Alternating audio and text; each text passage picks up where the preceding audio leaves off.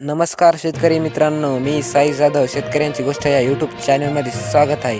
नमो शेतकरी योजनेचा उद्यापासून थेट खात्यात जमा होणार हप्ता यादी जाहीर झाली आहे.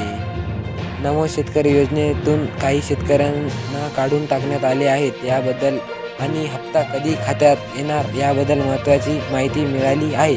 कृषी विभाग सांगतो की आता काही नवीन नियम झाले आहेत, त्यामुळे या योजनेत पैसे घेणाऱ्या शेतकऱ्यांची संख्या कमी होत आहे. 20वा हप्ता जवळपास 96 लाख शेतकऱ्यांच्या मिळाल्या होत्या, पण 21वा हप्ता ही संख्या कमी होऊन 92 ते 93 लाखापर्यंत आली. आता नमो योजनेचा 8वा हप्ता सुमारे 90,41,241 शेतकऱ्यांच्या खात्यावर जमा होणार आहे.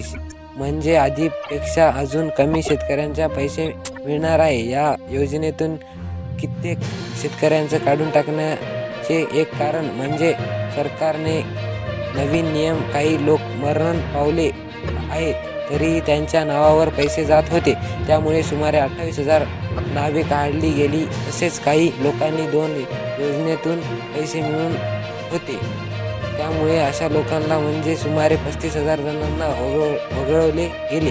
आणखी एक बदल असा आहे की एका घरात फक्त एकाच व्यक्तीला पैसे मिळणार आहेत. आधी नवरा आणि बायको दोघांच्या नावाने पैसे मिळत असत, परंतु आता फक्त एकालाच मिळणार आहे. त्यामुळे या परिवारांना थोडा त्रास होतो आहे.